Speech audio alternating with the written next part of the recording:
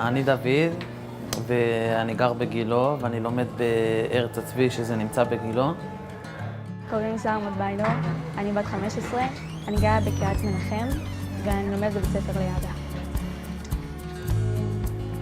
ההורים שלי עלו מאתיופיה ב-1998, אני נולדתי ב-2001.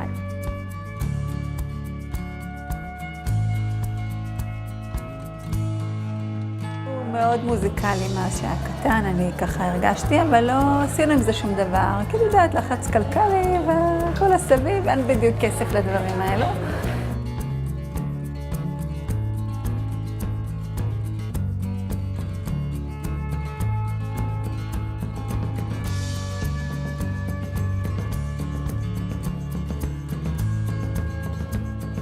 אז אני משה כהן, אני חונך בתוכנית אחלה הצלחה. אני החונך של דוד. אני כרגע מסיים שנה הראשונה של לימודי תואר ראשון במוזיקה. אני ילד שגדלתי בפנימייה. אני יודע מה זה שמדרדרים אותך, אני יודע מה זה שלוקחים אותך חברים למטה, ואני יודע גם שאני הצלחתי לשנות את סביבת חברים שלי, ובעקבות זה הצלחתי לשנות בעצם את ההצלחות שלי. וזה מה שאני העברתי לו בעצם. הראיתי לו את עצמי שהייתי בגיל שלו, ואיך שאני כיום. אז קוראים לי שרה, אני בת 22. אני לומדת באוניברסיטה העברית בירושלים ביולוגיה. לחניכה שלי קוראים שרה. שרה ילדה מאוד מאוד שאפתנית, יש לה הרבה שאיפות. היא חושבת תמיד קדימה, מסתכלת על העתיד, רוצה להתפתח, לגדול. ראיתי את עצמי ממש בתור אחות שלהם הגדולה. יצאנו לדבר על דברים שאני חושבת שרק החיות מדברות עליהן. תוכנית המדעים ממש היא מתפתחת ולומדת, ממש ההשערה שלו, היא לא הייתה מקבלת אותו בבית ספר. כל המדעים לומדים באופן שהוא הרבה יותר חווייתי, הרבה יותר מעורר בך רצון להקשיב ולשמוע.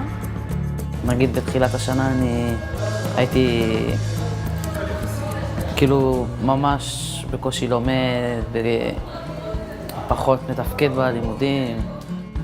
לאט לאט, במחצית השנייה, ראו את השיפור הגבוה שלי שעשיתי. המחנכת התקשרה אל אמא, והיא אמרה לה שדוד מצטיין השנה, ושהוא עשה שיפור גדול ממחצית א' למחצית ב', ושאין הרבה תלמידים שמצליחים לעשות דבר כזה. דוד לפני כן לא הצליח להופיע כאילו בפני 20 איש. בעצם זה שהוא קיבל את הביטחון הזה להופיע וריגש את כולם, מבחינתי עשיתי את שלי כאילו. וטרינרית, אחר כך עשיתי להיות נוירולוגית, אחר כך רדיוגרפית, אבל אני יודעת שזה עסוק ברפואה.